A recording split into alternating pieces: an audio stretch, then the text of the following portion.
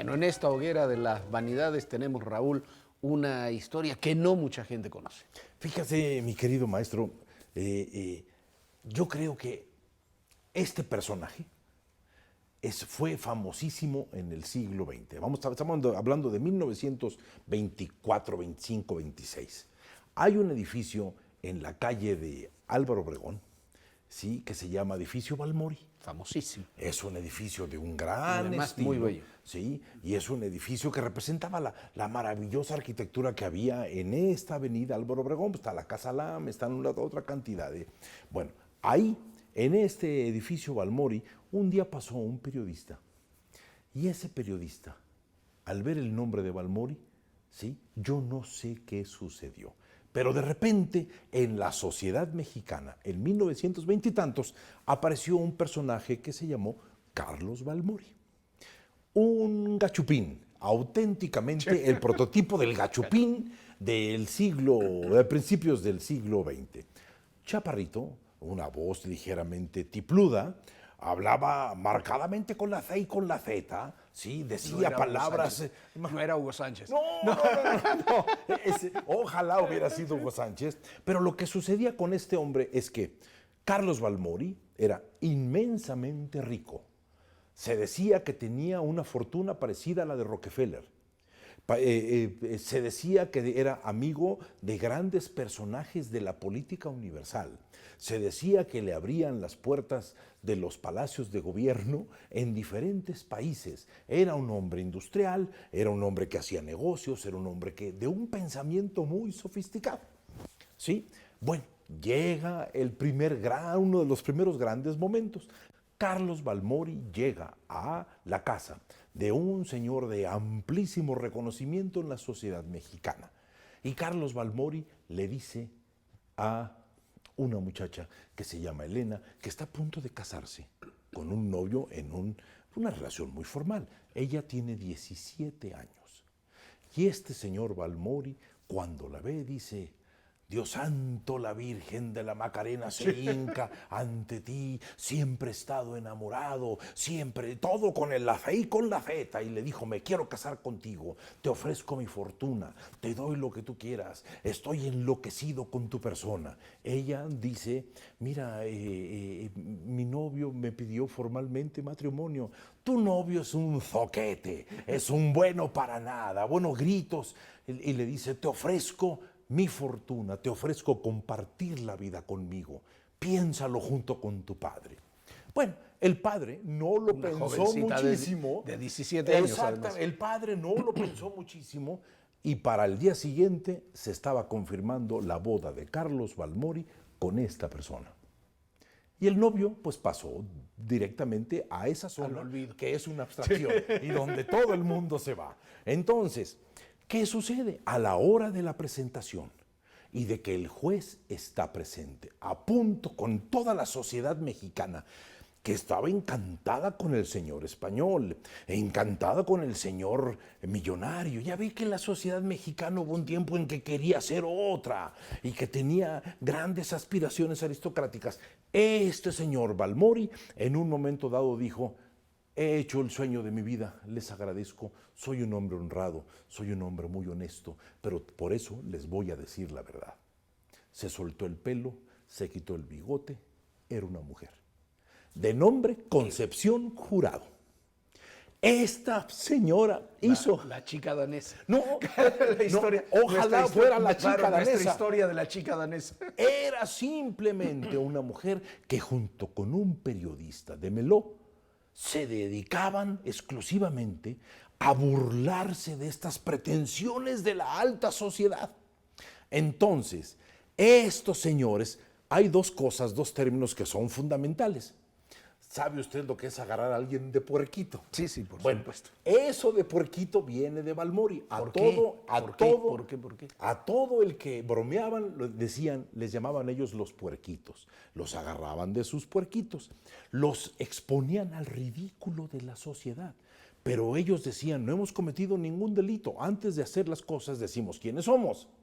Ese fue el primer escándalo. Y a partir de ahí, de esta pobre muchacha que fue exhibida realmente la codicia y la avaricia de su padre ante la sociedad mexicana, se acuñó un concepto que se llamó lo balmorearon. Decían, ¿qué pasó? Que me balmorearon. Entonces, los balmoreados buscaban a otros para que fueran balmoreados. ¿Qué sucedió? Que hubo toda una serie de episodios en México de balmoreados, políticos, empresarios, quién sabe cuántas cosas más. Hubo un señor muy famoso que era un gran aficionado a los toros, un hombre de la política, al cual le dijo ello, acabo de comprar la Plaza México, le doy a usted 100,000 pesos y hágame el favor de asociarse conmigo. Total, ese señor fue el único que evitó ser balmoreado. Entonces, la sociedad mexicana a carcajadas, a golpe de burla, a golpe de sarcasmo, vivió durante muchos años este concepto de ser balmoreado. Entonces, O sea, que es un concepto de desarrollar. Es el engaño consciente. el engaño de unos a consciente otros. de unos a otros, inclusive llegó a haber desgracias. ¿Sí? No, seguramente. O sea, imagínate para gente la joven que No, abandonó quedó su novio para marcada, casarse. indudablemente. Eso es una tragedia personal brutal. hombres que se partían los hocicos provocados por los engaños de esta mujer Concepción Jurado. El primer balmoreado en la historia de México fue un señor que estaba sentadito en su casa, un señor de clase media baja, un señor de apellido Jurado, como Concepción Jurado. Y llegó Balmori y le dijo, le doy a usted 50,000 pesos en este momento para que me deje pasar la noche en el cuarto de su hija. Y el señor dice, ¿qué está usted diciendo? Que le doy 50,000 pesos, es una fortuna. Y él dice, es una fortuna, a ver, siéntese. Fue y salió y regresó con una escopeta. Y le dijo, ahorita va a haber desgraciado. En ese momento empezó a gritar y era su hija.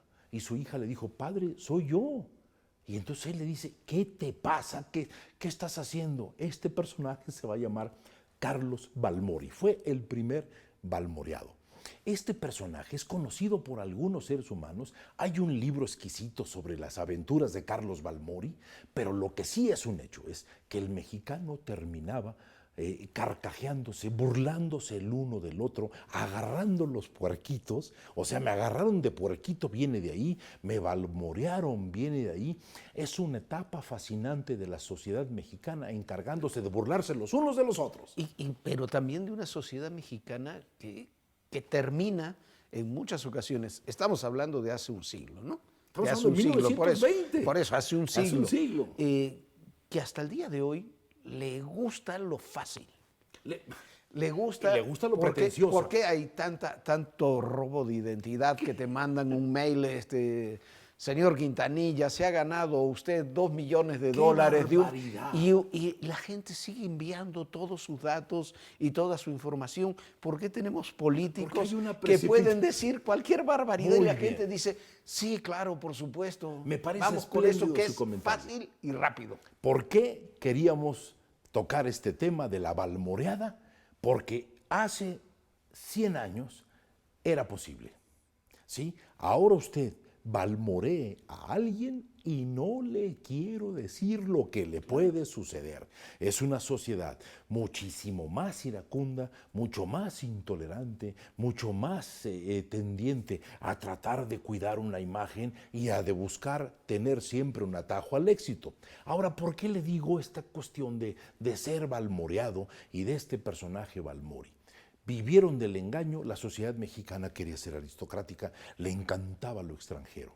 Pero ahora, en este momento, maestro, en este momento, en este año, quién sabe, creo que hay 13 gobernaturas en juego, no sé cuántas. Hay 12 Bueno, gobernaturas 13 con en juego. la que pasó de Colima, sí. Bueno, entonces, imagínese 13 gobernaturas en juego en un solo año. Trate usted de imaginarse la cantidad de promesas que van a salir de, ¿qué? 30 y tantas personas con posibilidades de ser gobernadores. Pero, ¿Sí? pero además, olvídate de las promesas, ¿no? Hay promesas y hay promesas absolutamente irrealizables. Irrealizables. Yo le quiero decir algo, y perdónenme, pero Hay un día le algunas que son pregunto. promesas, perdón, son engaños. Son engaños. Engaños lisos y llanos. Perdóneme, Son pero dignos de Balmori. hemos sido balmoreados. Yo le quiero decir una cosa. Acaba de salir un candidato independiente. Ese candidato independiente, brusco, fuerte, masculino. Famoso Jaime Rodríguez el Con Bronco. inclusive el apodo a mí me cae en Pandorga. ¿Sí? Este apodo del Bronco me suena verdaderamente pues un exceso de la masculinidad. ¿Sí? ¿Y qué sucede, maestro? Un día oigo una conferencia de prensa, usted la debe recordar, y alguien le pregunta, ¿y cómo va usted a manejar la inseguridad? La respuesta es, con los genitales, hermano. Bueno, de una manera más contundente. Sí. Y yo lo único que pensé es, oiga, con esa parte del cuerpo no se gobierna. No se maneja. O sea, no se puede gobernar. Ese mismo gobernador, Sí. que presume de Bronco, es el mismo que dijo que la seguridad en el municipio de García, donde él gobernó durante 3 años, Ajá. es su única experiencia de gobierno, es un municipio conurbado a Monterrey, él había controlado a los Zetas con Facebook. Que la gente le escribía dónde estaban los Zetas. Es una mentira descarada, digamos, es una porque malmoriada hubo, lisa y llanamente no tenía fuerzas policiales como para hacerlo. Eran fuerzas del Estado, fuerzas federales las que intervinieron ahí. Y que ahora, por ejemplo, tiene este motín en El Topo incidente, Chico. vamos a llamarle, pues. Motín, 49 muertos. 49 personas no se mueren de repente, claro, maestro. y donde tardan 9 horas en reaccionar. Sí. Y donde después dice, bueno, en realidad no sabíamos que estaban en la cárcel con autogobierno. Y luego dice, es que no quisimos entrar porque si no hubiéramos causado más muertos. Perdóneme, no quisimos entrar. Pues, ¿dónde andaban? O sea, que es que estaban fuera. ¿A dónde andaban? ¿No? Entonces, ¿sabe qué pienso? Que al Estado de Nuevo León lo balmorearon.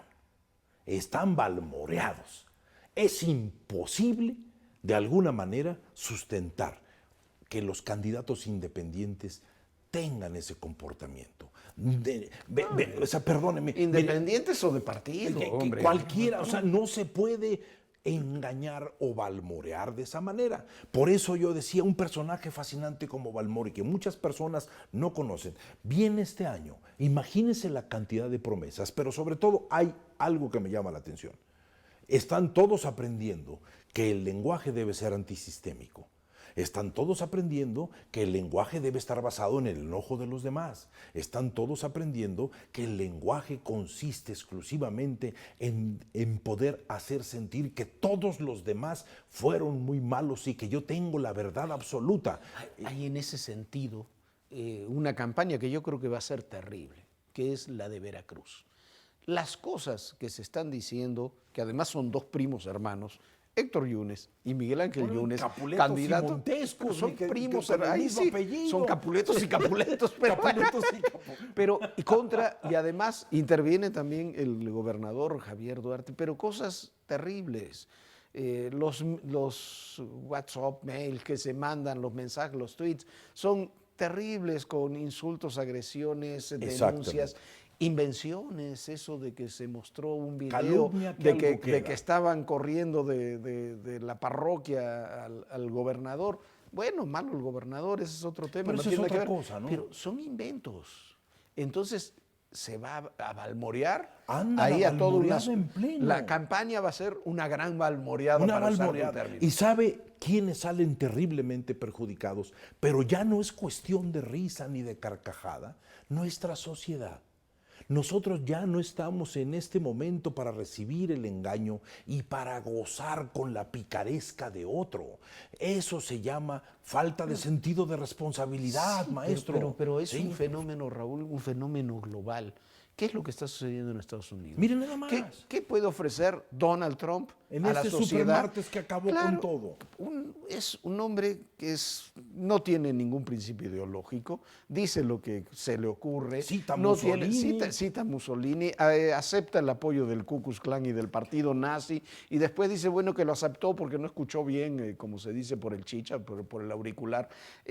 Hombre, es una barbaridad y es el país de mayor peso global De mayor peso. en el mundo. Ahora, maestro, nosotros estamos en pleno 2015.